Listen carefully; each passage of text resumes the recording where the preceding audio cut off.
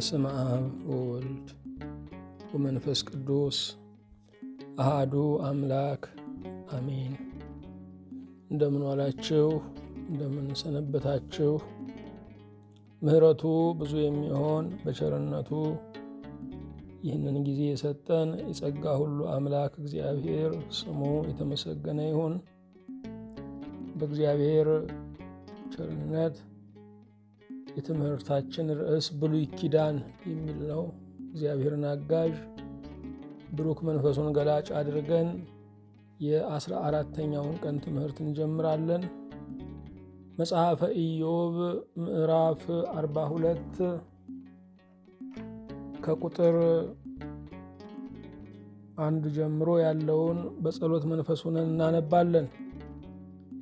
ኢዮብም መለሰ፣ እግዚአብሔርንም እንዲህ አለው፣ ሁሉን ታደርግ ዘንድ ቻይ እንደሆነ ሐሳብህም ይከለከል ዘንድ ከቶ እንደማይቻል አወቅሁ።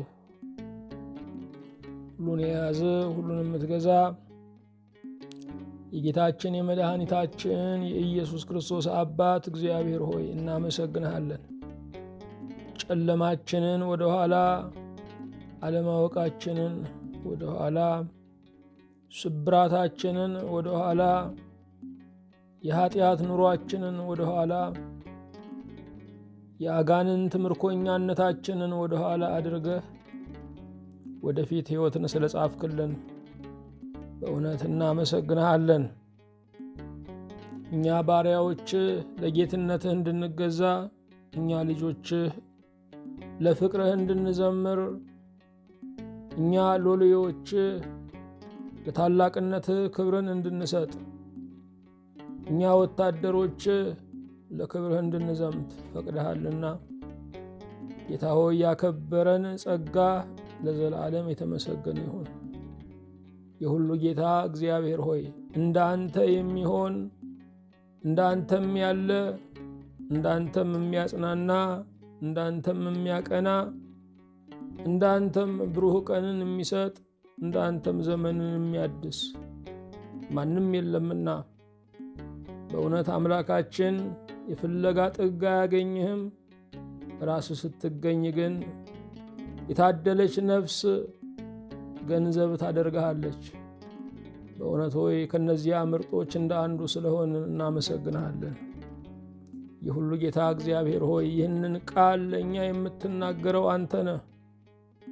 የሕያውነትህ መገለጫ የሚሰራ፣ የሚቀርጽ፣ የሚያስውብ፣ ሌላ ሰው የሚያደርግ አዲስ ምዕራፍን፣ ብሩህ አስተሳሰብን፣ ያልተሄደበት ንጹሕ መንገድን የሚሰጥ ቃልህ ከእኛ ጋር ነውና በቃልህም አብሮነትህን ገልጸሃልና ስለመጣው ቃልህ እናመሰግንሃለን። የሁሉ ጌታ እግዚአብሔር ሆይ በተናገርከን ልክ ባንኖር፣ ባስተማርከንም ልክ ባንገለጥ፣ በደከምክልን መጠንም ለስምህ ምስክሮች ባንሆን፣ አንተ ግን ዛሬም ያለ መታከት ያለ መሰልቸት ታስተምረናለ፣ ትናገረናለ፣ ታጽናናናለ። የቀኙ መንገድ ይሄ ነው ትለናለ። አስተማሪነትህ የማይደክም አብ ወልድ መንፈስ ቅዱስ አንድ አምላክ በእውነት እናመሰግንሃለን። ጌታ ሆይ ራሳችንን መቀበል ባቃተን ዘመን ሁሉ የተቀበልከን አንተው ነህ። ራሳችንን በጠላንባቸው ቀኖች ሁሉ ያፈቀርከን አንተ ነህ። ራሳችንን በብዙ ለመጉዳት በጨከንን ቀን ሁሉ የራራህልን በረኝነት ያተረፍከን አንተ ነህ። ጌታ ሆይ ነፍስን ከሚናጠቁ ተናጥቀ ሊበሉንም ካሰፈሰፉት መብልና መጠጥ ሆነ ስላዳንከን አዳኝነትህን ዘወትር እንዘክራለን። የሁሉ አምላክ እግዚአብሔር ሆይ በእውነት በታላቅነት ፊት በቆምን ጊዜ ከነበደላችን ከነድካማችን ታላላቅ ምሕረትን ታላላቅ ስጦታዎችን ባደረክልን ጊዜ ራሳችን እንንቀዋለን። ምስጋናችንም በእንባ የታጀበ ይሆናል። ጌታ ሆይ በመከልከል ሳይሆን በብዙ በመስጠት ልባችንን ለንስሐ ታለዝባለህና ብሩክ ቀኝ፣ ብሩክ እጅ፣ ብሩክ ጣት የተመሰገነ ይሁን። የሁሉ አምላክ እግዚአብሔር ሆይ ዓይን ሁሉ አንተን ታይህ ዘንድ ዛሬ በእውነት በናፍቆት እየለመንህ፣ ጆሮዎች ሁሉ አንተን በማድመጥ ጥበብን እንዲማሩ፣ ልቦች ሁሉ ስለ አንተ በማሰብ ብርሃንን እንዲሸለሙ እኛ ባሪያዎችህን ጸልያለን። እኔን ባሪያህንና እነዚህን ባሪያዎችህን ሁሉ ይቅር እንድትለን፣ ስላለመታገሳችን፣ ስለ ሐዘናችን፣ ስለ ማጉረምረማችን፣ ለክብርህም ስላልቆምን፣ ለታላቅነትህም ምስክሮች ስላልሆንን ይቅርታ ታደርግልን ዘንድ አቤቱ እንለምንሃለን።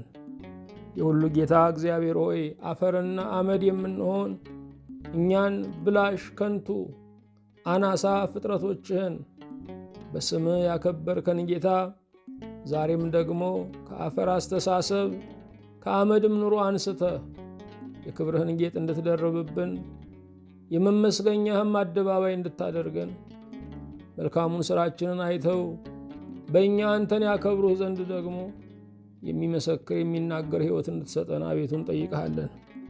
ስለ ቸርነትህ በአራቱም ማዕዘን ያሉትን የሰው ልጆችን የእኛም ወገኖቻችንን ሁሉ እንድትባርክ፣ ለጎደለበት ሙላትን፣ ላዘነ መጽናናትን፣ ለታወከ ሰላምን፣ ለተሰደደ መልካም ጥግን እንድትሰጥልን አቤቱ እንማጽናለን። የሁሉ ጌታ እግዚአብሔር ሆይ እንደ ቸርነትህ በዕድሜ በረከት እንድትባርከን አንተንም የምናከብርበት ወራትና ቀን እንድትጨምርልን፣ ለሸመገሉት መልካም ዕረፍትን፣ ለሕፃናቱ ብሩክ እድገትን እንድታድልልን፣ ወጣቶች በጥበብ እንዲለመልሙ፣ ጎልማሶች በጸጋ እንዲጠነክሩ አቤቱ ደጅ እንጠናሃለን።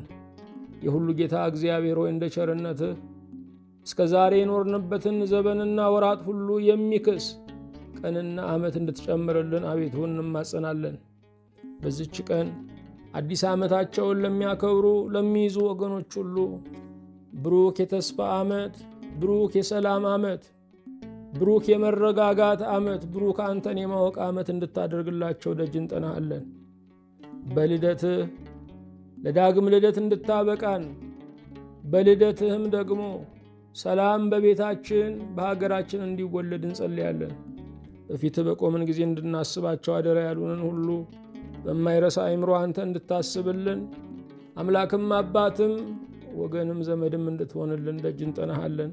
በጌታችን በኢየሱስ ክርስቶስ በእርሱ ያለ ክብር ጽን ለአንተ ይገባሃል። ከእርሱ ጋራ ከመንፈስ ቅዱስም ጋራ ትክክል የሚሆን ዛሬም ዘወትርም ለዘላለሙ አሜን። እግዚአብሔር የአምላካችን ስሙ የተመሰገነ ይሁን። በእግዚአብሔር ቸርነት የትምህርታችን ርዕስ ብሉይ ኪዳን የሚል ነው። ብሉይ ኪዳን በአራት ክፍልፋዮች ስናጠናው የመጀመሪያው ክፍል ኦሪት ወይም ሕግ ይባላል ብለናል። ሁለተኛው ክፍል ታሪክ ይባላል። ይኸውም እስከ መጽሐፈ አስቴር ድረስ ያለው ክፍል ነው። ሦስተኛው ክፍል የጥበብ መጻሕፍት ተብለው ይጠራሉ። እነዚህም ከመጽሐፈ ኢዮብ እስከ መጽሐፈ መክብብ ድረስ የምናገኘው፣ እስከ መኃልየ መኃልይ ድረስ የምናገኘው የመጻሕፍት ዝርዝር ናቸው። አራተኛው አከፋፈል ትንቢት የሚል ነው። እነዚህም ከአበይት ነቢያት እስከ ደቂቅ ነቢያት ድረስ ያሉ መጻሕፍት ናቸው። ስለዚህ ብሉይ ኪዳን በአራት ይከፈላል ካልን ኦሪት፣ ታሪክ፣ ጥበብና ትንቢት ተብለው ይጠራሉ። አይሁዳውያን ወይም የብሉይ ኪዳን ቀጥተኛ ተቀባዮች የሆኑት ሕዝቦች ብሉይ ኪዳንን በ24 መጻሕፍት ቆጥረው ቀምረው ይቀበላሉ። እነዚህ አይሁዳውያን ወይም የዕብራይስጥ አዋቂዎች፣ የዕብራይስጥ ሊቃውንት ብሉይ ኪዳንን በሶስት ይከፍሉታል። ይኸውም የመጀመሪያው ኦሪት ይሉታል፣ ቶራ። ሁለተኛው ነቢያት ነቢኢም፣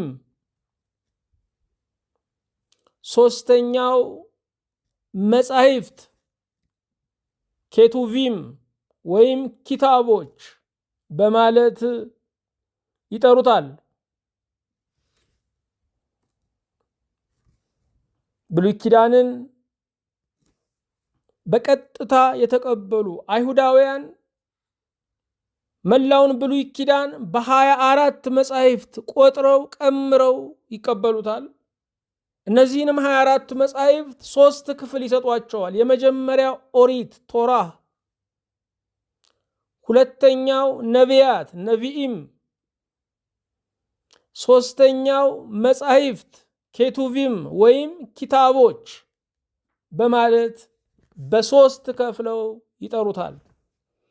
ጌታችን መድኃኒታችን ኢየሱስ ክርስቶስ ሲያስተምር መላውን ብሉይ ኪዳን በሚመለከት ሕግና ነቢያት ይለዋል በ2።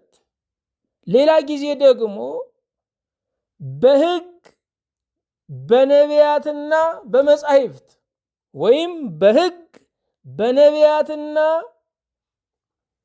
በመዝሙራት በማለት ብሉይ ኪዳንን በ3 ይጠራዋል። ስለዚህ የብሉይ ኪዳን ተቀባዮች ብሉይ ኪዳንን 3 ክፍል ሲሰጡት፣ እኛ ደግሞ 4 ክፍሎችን ሰጥተን ኦሪት፣ ታሪክ፣ ጥበብና ትንቢት ብለን በ4 ክፍል እናየዋለን ማለት ነው።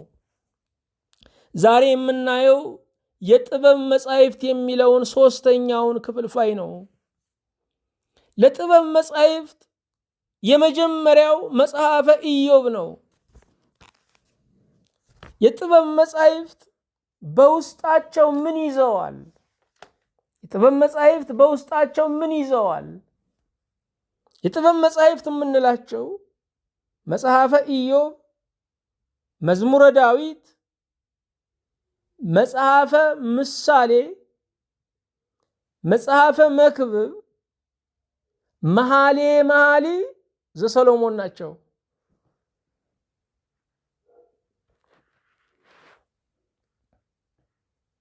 እነዚህ ከመጽሐፈ ኢዮብ እስከ መኃልየ መኃልይ ዘሰሎሞን ያሉ መጻሕፍት የጥበብ መጻሕፍት ተብለው ይጠራሉ። መጻሕፍቱ በግጥም መልክ በቅኔ መልክ የቀረቡ ናቸው። ከመጽሐፈ መክብብ ውጭ እነዚህ መጻሕፍቶች አብዛኛው የግጥም ስሜት ያላቸው ናቸው።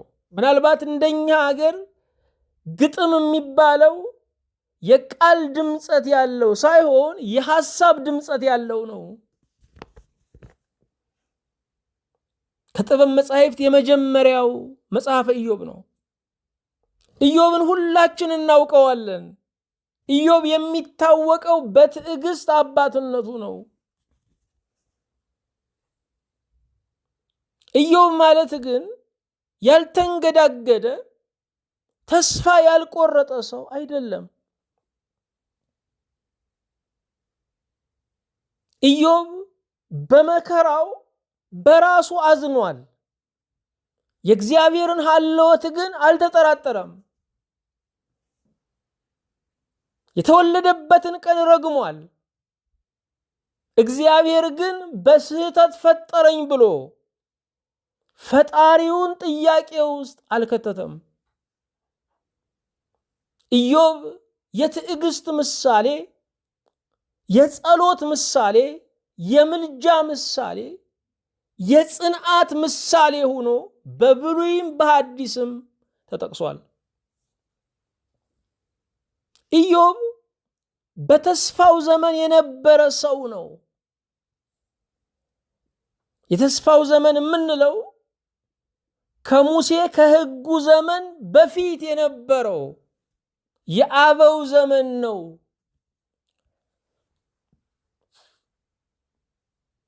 እነዚህ አበው ፓትርያርኮች ተብለው ይጠራሉ። ፓትርያርክ ማለት ርዕሰ አበው የአባቶች አለቃ ማለት ነው። የፓትርያርኮች ዘመን የተስፋ ዘመን ተብሎ ይጠራል። ዛሬ ቅዱስ ፓትርያርኩን ፓትርያርክ ብለን ስንጠራ የአባቶች አለቃ ማለታችን ነው። በስራቸው ብዙ ብፁዓን ሊቃነ ጳጳሳት አሉ። ከላይ ያሉት ደግሞ ፓትርያርክ የአባቶች አለቃ ናቸው። አብርሃም ፓትርያርክ ነው። ይስሐቅ ፓትርያርክ ነው። ያዕቆብ ፓትርያርክ ነው። የፓትርያርኮች ዘመን የተስፋ ዘመን ነው። ኢዮብ በዚህ የተስፋ ዘመን የነበረ ሰው ነው። ጻድቁ ኢዮብ በእነ አብርሃም ዘመን እንደነበረ ይገመታል። ለዚሁም የምንጠቅሳቸው ነገሮች አሉ። ቢያንስ 5 ምክንያቶችን እንጠቅሳለን። ኢዮብ በአብርሃም ዘመን በእነ አብርሃም ዘመን እንደነበረ የመጀመሪያው ዕድሜው ነው። 140 ዓመት ያህል ነው የኖረው። የዛ ዘመን የዕድሜ ስፍር በዚህ መጠን ያለ ነው። ከዚያ በፊት የነበሩት እነ ኖህ፣ ከዚያ በፊት የነበሩት እነ ሄኖክ ዘመናቸው ከ200 ከ300 ከ600 በላይ ነው። የዘመን ቁጥር ከ175 እስከ 130 የነበረው በእነ አብርሃም ዘመን ነው። ስለዚህ የዕድሜውን ልክ ስናየው በእነ አብርሃም ዘመን እንደነበረ እናያለን። ዕድሜ ቀድሞ ለአዳም ሲሰፈር 1000 ዓመት ነው። ከ1000 ዓመት በኋላ ተለውጦ ያኛውን ዓለም ይወርሳል። የሰው ልጅ ዕድሜ በ120 የተገደበው በኖህ ዘመን ነው። ምክንያቱም 1000 ዓመት ከዚህ በኋላ ከቀጠለ 1000 ዓመት አምላኩን የሚያቆስል ሊሆን ነው። ስለዚህም ዕድሜው በ120 ዓመት በኖህ ዘመን ተሰፈረ። የሰውም ዕድሜ 120 ነው ተባለ። ይሄ ዕድሜ በሙሴ ዘመን ደግሞ መዝሙር 89 እንደሚነግረን 70 እና 80 ዓመት ነው ተባለ። ከዚያ ካለፈ ድካም ነው፣ ለራሱም ድካም ነው፣ በዙሪያው ላሉት ለሚንከባከቡትም ድካም ነው። ስለዚህ 140 ዓመት የኢዮብን ዕድሜ ስናየው በእነ አብርሃም ዘመን እንደነበረ እንረዳለን። ሁለተኛው በእነ አብርሃም ዘመን እንደነበረ የሚገመተው ኢዮብ የኑሮው ዘዴ ነው። ይሄውም ባለጠጋ ከብት አርቢ ነበረ። የእርሻ ስራዎች ወደ ኋላ ዘመን እየተለመዱ የመጡ ናቸው። በዛ ዘመን ላይ የሀብት ምንጮች የነበሩት ከብቶች ናቸው። በጎች፣ ፍየሎች፣ በሬዎች፣ ላሞች፣ ግመሎች፣ እነዚህ የሀብት ቁጥር ነበሩ። እንደውም እስከ ቅርብ ዘመን ድረስ ያሉ ትርጉሞችን ስናይ ቆየት ያሉ የአማርኛ የመጽሐፍ ቅዱስ ትርጉሞችን ስናይ ገንዘብ አትውደዱ የሚለውን ከብት አትውደዱ ነው የሚለው። ምክንያቱም ገንዘብ ተብሎ የሚታሰበው ከብት ስለነበረ ነው። እስከ ቅርብ ዘመናትም ድረስ እገሌ ይህን ያህል ከብት አለው ነው የሚባለው። የሰው ሀብቱ የሚለካው በቀንድ ከብቱ ወይም በላሞቹ ወይም በግመሎቹ ቁጥር ነው። ስለዚህ የኑሮ ዘዴ ኢዮብ ከነ አብርሃም ጋር ተመሳሳይ። እነ አብርሃም ከብት አርቢ ነበሩ። ለከብታቸው ግጦሽ ፍለጋ ከቦታ ቦታ የሚንቀሳቀሱ ስለነበሩ ቋሚ የሆነ ቤት አልነበራቸውም። ለእንግድነት ዘመናችን ብለው በድንኳን የኖሩ ናቸው። ግን 175 ዓመት ነው የኖረው። 175 ዓመት የእንግድነት ዘመኑ ነበረ። ለእንግድነት ዘመን ድንኳን መቻነሰ ብሎ በድንኳን ኖረ። እኛ 70ውን 80ውን ካገኘን እድለኞች ነን። ነገር ግን የምንገነባው ግንብ የምንሰራው ቤት የዘላለም ቤት ነው የሚመስለው። አብርሃም ልክ እንደ ድንኳኑ በመሬት ላይ ነው የኖረው። በመሬት ውስጥ አልኖረም። ስራ አልሰደደም ከዚች ዓለም ጋር። ድንኳን ከመሬት በላይ የሚያርፍ ነው። ቤት ነው ግን ከመሬት በላይ የሚያርፍ ነው። አብርሃም በምድር ላይ የኖረ ምድር ያልኖረችበት ሰው ነው። ልብ አድርጉ። ይሄ ዘመን እና አብርሃምና ኢዮብ የኖሩበት ዘመን የሕገ ልቡና ዘመን ተብሎም ይጠራል። ከብሉይ እስከ ሐዲስ ያለውን ዘመን ወይም ከአዳም እስከ ክርስቶስ ያለውን ዘመን አባቶቻችን ሕገ ልቡና፣ ሕገ ኦሪት፣ ሕገ ሐዲስ በማለት ይጠሩታል። ሕገ ልቡና እስከ ሙሴ ያለው ዘመን ነው። ሕገ ኦሪት ከሙሴ እስከ ክርስቶስ ያለው ዘመን ነው። ሕገ ሐዲስ ደግሞ ክርስቶስ ወንጌልን ሰብኮ ቤተ ክርስቲያንን የመሰረተበት ነው።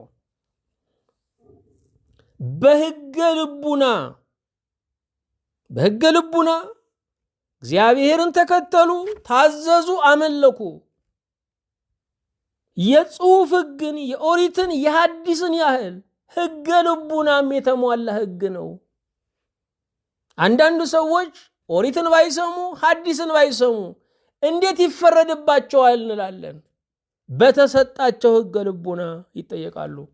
ማንም ሰው ቢማር ባይማር ክፉ ክፉ ደግም ደግ መሆኑን ያውቃል። ይሄ የሚያሳየን በልቡናው ላይ የተጻፈውን ሕገ እግዚአብሔር ነው። ሕገ ልቡና ያለ ቀለም ያለ ሰሌዳ በልብ ላይ የተጻፈው የእግዚአብሔር ትእዛዝ የእግዚአብሔር መርህ የተጻፈውን ሕግ ያህል ሙሉ ሆኖ ያስጠይቃል። በሕገ ልቡና ዘመን ከነበሩ አባቶች አንዱ ኢዮብ ነው። ስለዚህ ኢዮብን ስናነሳ በሕገ ልቡና ዘመን የነበረ፣ በፓትርያርኮች ዘመን የነበረ፣ በተስፋ ዘመን የነበረ እያልን መጥራት እንችላለን። ጻድቁ ኢዮብ በእነ አብርሃም ዘመን እንደነበረ አሁንም ሶስተኛው የሙሴ ሕግጋት አለመኖራቸው ነው። የሙሴ ሕግጋት የምንለው ቢያንስ 3 ነው። የመጀመሪያው የሥርዓት ሕግ ነው። ስለ መብል ሊሆን ይችላል፣ ስለ ንጽህና ሊሆን ይችላል፣ ስለ በሽታ ሊሆን ይችላል። የሥርዓት ሕግ፣ የመቅደስ ሕግ። ሁለተኛው የመንግስት ሕግ ነው፣ የአስተዳደር ሕግ። ሶስተኛው የሙሴ ሕግ የሥነ ምግባር ሕግ ነው። በኢዮብ መጽሐፍ ውስጥ እነዚህ የሙሴ ድንጋጌዎች ወይም እግዚአብሔር ለሙሴ የሰጠው የሕግ መልኮች አይታዩም። ስለዚህ ከሙሴ ዘመን በፊት በእነ አብርሃም ዘመን እንደነበረ ይገመታል። አራተኛ የቤቱ ካህን እርሱ ነበረ። ኢዮብ የቤቱ አባወራ ብቻ ሳይሆን የቤቱ ካህን ሆኖ ልጆቹን ይናዝዝ፣ ለልጆቹ ምሕረት ይለምን ነበረ። የሙሴ ሕግ ቢመጣ ኖሮ አንድ አባወራ የካህን ስራ መስራት አይችልም። ካህኑ የክህነት ስራ ይሰራል። ምክንያቱም መቅደስ ተቋቁሟል በሙሴ ዘመን፣ ስርዓት ተቀርጿል በሙሴ ዘመን። የልጅም የአባትም ግንኙነት ከካህኑ ጋራ ነው። የካህናት መንግስት ገና አልተመሰረተም ማለት ነው ኢዮብ በነበረበት ዘመን። ስለዚህ የቤቱ ካህን ነበረ። አምስተኛ መስዋዕት ያሳርግ ነበረ። የሙሴ ሕግ በምድር ላይ ከተዋወቀ በኋላ እስራኤላውያን መስዋዕትን ያቀርባሉ እንጂ አያሳርጉም ነበረ። መስዋዕቱን የሚያሳርገው አሮናዊው ካህን ነው። በመጽሐፈ ኢዮብ ግን ኢዮብ ለራሱና ለልጆቹ መስዋዕትን ያሳርግ ነበረ። ስለዚህ የክህነት መንግስት አለመቋቋሙን ከሙሴ ዘመን በፊት መኖሩን በዚህ እናውቃለን።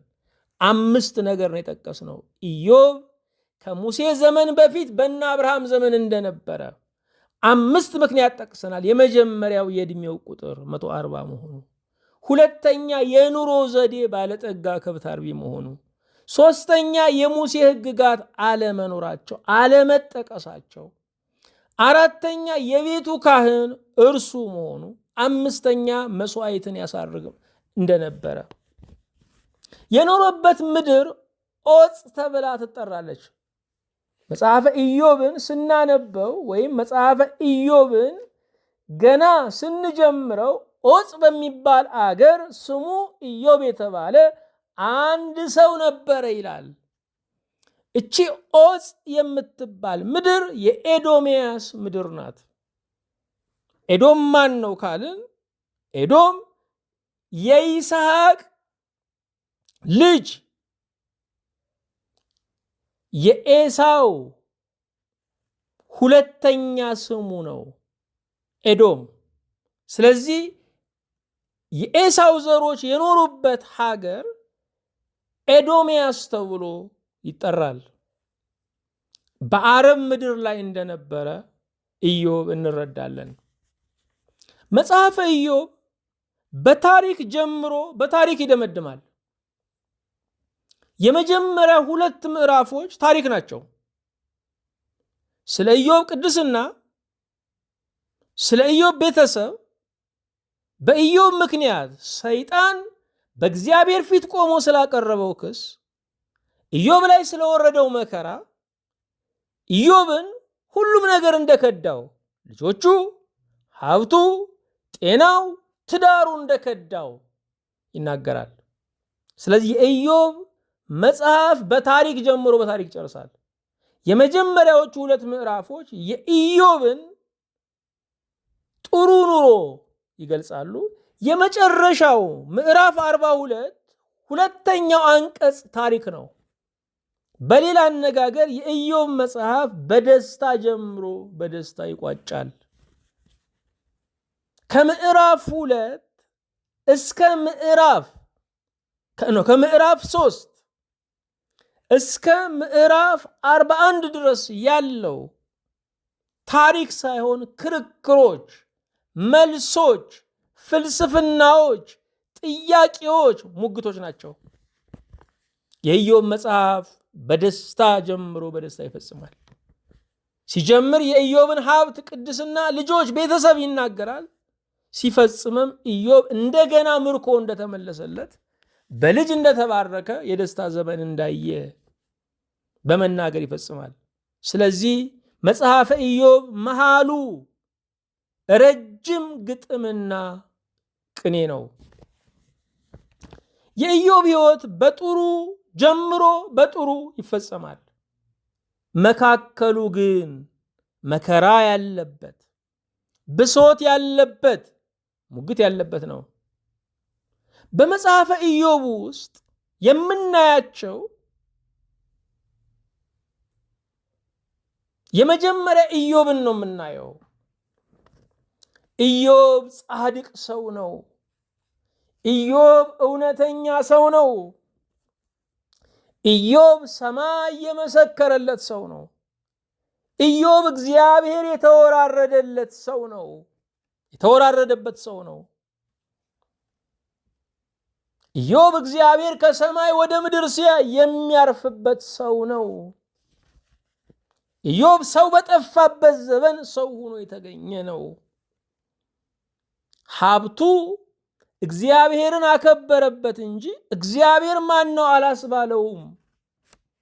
እንደ ዛሬ ባለጠጎች ተስለው ሲያገኙ ለቤተ ክርስቲያን ጀርባቸውን እንደሚሰጡ፣ ተስለው ሲያገኙ ያገኙትን በረከት ሰው መጉጃ፣ ራስን ማጎሳቆያ፣ ኃጢአትን ማቆንጃ እንደሚያደርጉት አይደለም። ኢዮብ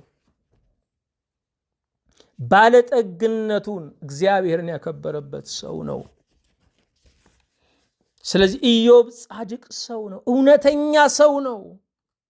ለእግዚአብሔር የልብ ሰው ነው። በመጽሐፈ ኢዮብ የምናገኘው እግዚአብሔርን ነው። እግዚአብሔር በመጽሐፈ ኢዮብ ውስጥ በኢዮብ እንደተደሰተ እናያለን። ኢዮብን ሲያየው እግዚአብሔር ደስ ይለዋል።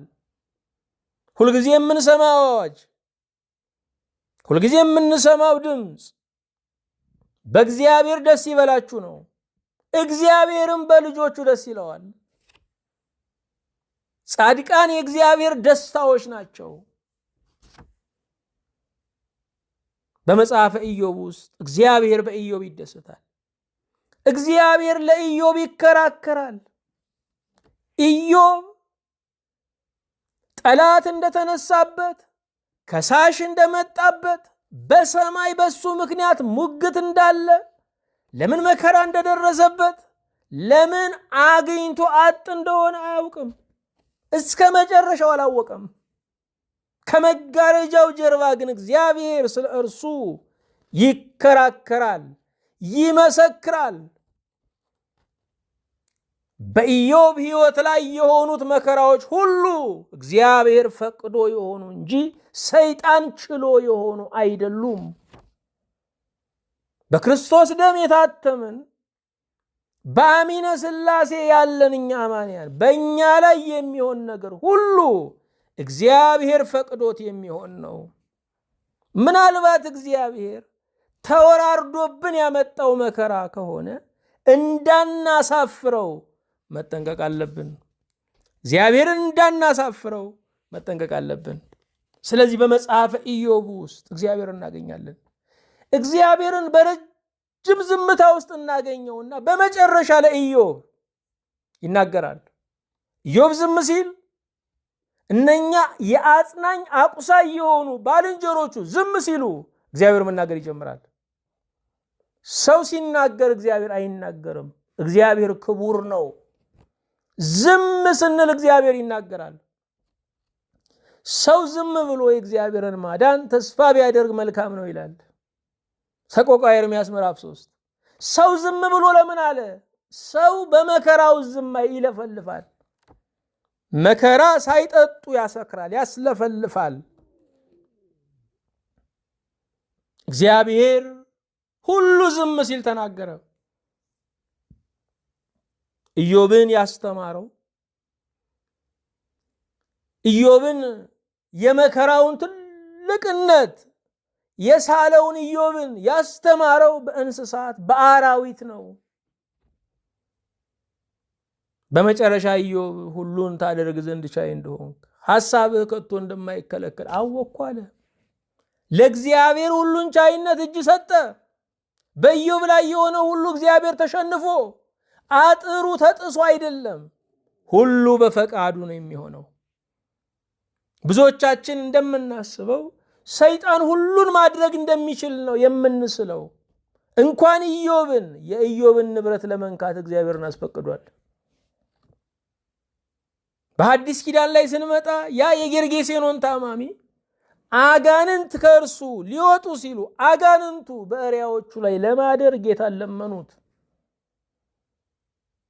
አጋንንት በእሪያ ላይ ለማደር እንኳ አቅምም ስልጣንም የላቸው፣ አስፈቅደው ነው። ስለዚህ ሰይጣን በእኛ ላይ ስልጣን የለው። ይሄ ዘመን ስናየው የእግዚአብሔር ትልቅነት ሳይሆን የሰይጣን ትልቅነት የሚወራበት ዘመን ነው። ብዙ የምትሰሙት ነገር ሁሉ ይሄ ነው። እገሌ አጋንንት እምነት ተከታይ ነው ይባላል። እገሌ የእንትን ተከታይ ነው ይባላል። እነገሌ የሚያሳዩት ምልክታቸው እጃችን ጣታችንን ምን እናድርገው እንግዲህ ወገኖቼ? እንዲህ ሲሉ የእንዲህ ምልክት ነው፣ እንዲህ ሲሉ የእንዲህ ምልክት ምን ይደረግ? ይሄ ጣት እንግዲህ የሰይጣን ፍርሃት የነገሰበት ዘመን ነው። መጽሐፍ ቅዱስ ስለ ፈሪሃ እግዚአብሔር ነው የሚያስተምረው። ስለ ፈሪሃ ሰይጣን አያስተምርም። ሰይጣን ማለት የወደቀ የተረገጠ ትጥቁ የተራገፈ ጥርሱ የተሰበረ አንበሳ ነው። እኛ የልዑል እግዚአብሔር ሰራዊት መለኮታዊ ጥበቃ ያለን እንኳን እኛ የኛ የሆነው በግና ፍየላችን እንኳ ያለ ፈቃዱ አንዳችም አይሆን ነው። እንዲህ አይነት ከለላ ያለን ሰዎች ነን። ደገሙብኝ መተቱብኝ እያልን የምንባንን ሰዎች አይደለንም። መተት በእስራኤል ላይ ሟርት በያዕቆብ ላይ አይሰራም ነው የሚለው። ሰይጣንን በሰው ላይ ምን ኃያል ያደርገዋል ካላችሁ፣ አለማመን። አለማመን ሰይጣንን ኃይለኛ ያደርገዋል። ሰይጣን የሚገባበት በሩ ፍርሃት ነው። እግዚአብሔር የሚገባበት በሩ እምነት ነው። መጽሐፈ ኢዮብ ይህን ይነግረናል። በመጽሐፈ ኢዮብ ውስጥ ሰይጣንን እናገኛለን።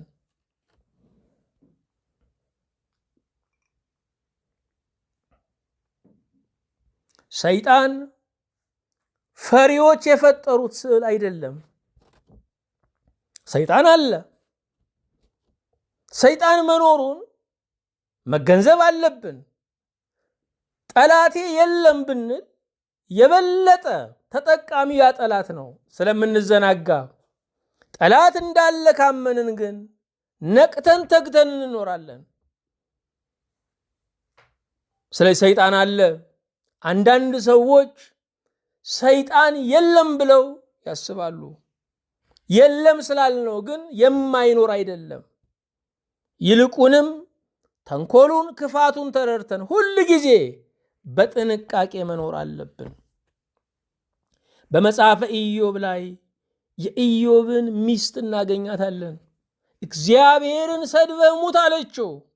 ሞት ካልቀረ ምን ይሳደባል ወገኖቼ? ስደብና ሙት አለችው። ሚስቱ ኢዮብ አካላዊ ውጫዊ ውድቀት ብቻ ሳይሆን መንፈሳዊ ውድቀት እንዲገጥመው መከረችው።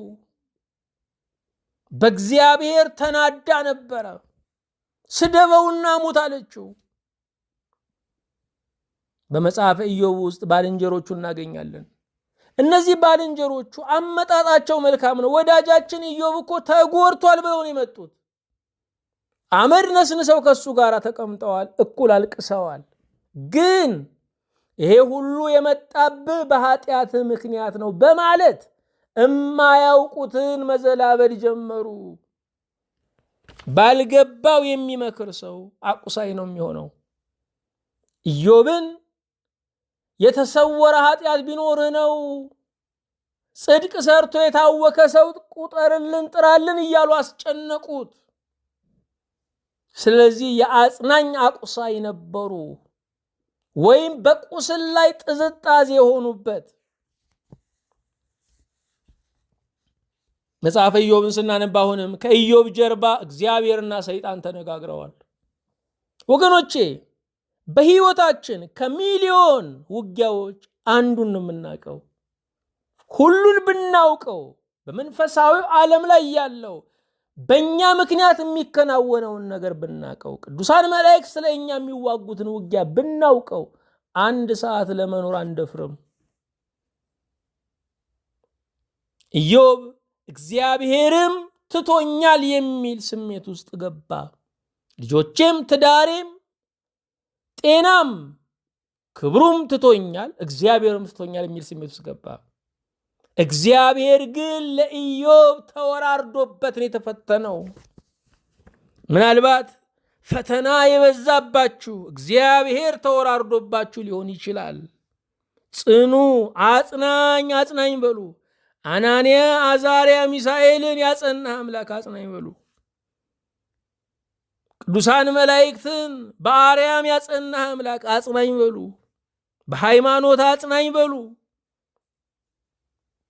አንዳንዱ ሰው የሚክደው የመጨረሻው የመከራው ሙጣጭ ላይ ማጠቃለያ ላይ ነው። አይጥ ወልዳ ወልዳ ጅራቱ ሲቀራት ታንቃ ሞተች ይባላል። የመከራው ጅራት ሲቀራቸው የሚክዱ ሰዎች አሉ። ያ በጌታ ግራ የተሰቀለ ወንበዴ ከዚህ በኋላ እኮ አይኖርም፣ የቀረው የደቂቃ ዕድሜ ነው፣ ክዶ ሞተ። ክዶ ኖሮ ክዶ ሞተ። አንደኛው ግን የቀኝ ወንበዴ ክዶ ኖሮ አምኖ ሞተ።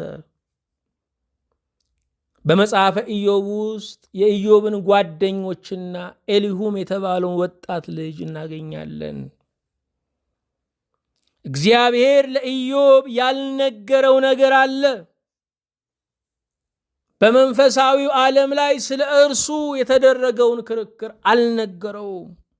ነገር ግን እየጠየቀው በስነ ፍጥረት አማካኝነት አስተማረው። ስነ ፍጥረት ትምህርት ቤታችን ነው። በዙሪያችን የምናየው እያንዳንዱ ቅጠል፣ እያንዳንዱ ፀሐይ፣ ጨረቃ፣ ከዋክብት ትምህርት ቤታችን ነው። በእውነትም ሊቃውንት ተብለው የሚጠሩ ካሉ በዓለም ላይ በተፈጥሮ ምክንያት ሊቃውንት የተባሉ ናቸው። በሰው አካል ጥናት ሊቃውንት የተባሉ አሉ። በእጽዋቱ፣ በእርሻው፣ በበሽታዎች ሁሉ ሳይቀር ሊቃውንት የተባሉ አሉ። በፀሐይ፣ በጨረቃ፣ በህዋው ሊቃውንት የተባሉ አሉ። ስለዚህ ተፈጥሮ የሰው ልጅ ትምህርት ቤት፣ የአእምሮ ማበልጸጊያው ነው። ተፈጥሮን ማንበብ የሚችል ሰው እግዚአብሔር ጋር ይደርሳል። የመጽሐፉ ዓላማ ምንድን ነው? መጽሐፈ ኢዮብ ጻድቅ ሰው በመከራው ውስጥ ሊያልፍ ይችላል። ኢዮብ ጻድቅ ፍጹም ሰው ነበረ፣ ግን በመከራ ውስጥ አለፈ። ጻድቁ፣ ፍጹሙ፣ ቅኑ፣ እግዚአብሔርን የሚፈራ ከክፋት የራቀው ሰው በመከራ ውስጥ አለፈ። በጽድቅ መኖራችን በመከራ ላለማለፍ ዋስትና አይደለም። እንደውም መከራ አለባችሁ፣ በዓለም ሳላችሁ መከራ አለባችሁ ተብሏል። አንዳንድ ሰዎች ክርስቲያን የሆነ አይታመምም ይላሉ። ክርስቲያን የሆነ ድሃ አይሆንም ይላሉ። ደስ ይላል ወገኖቼ። መቼም ከመከራ ጋራ ከበሽታ ጋራ ሸሪክ አይደለንም። ደስ ይላል፣ ግን እውነቱ እሱ አይደለም። በዓለም ሳላችሁ መከራ አለባችሁ ብሏል። ስለዚህ እግዚአብሔርን ለመምሰል በቆረጣችሁ ቁጥር ፈተናችሁ እየበዛ ነው የሚመጣው። ክርስቶስ ኢየሱስን እየመሰሉ ሊኖሩ የሚወዱ ይሰደዳሉ ነው የሚለው።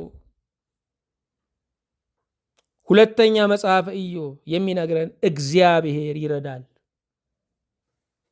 በመከራ ውስጥ የሚያልፈውን እውነተኛ ሰው እግዚአብሔር ይረዳዋል።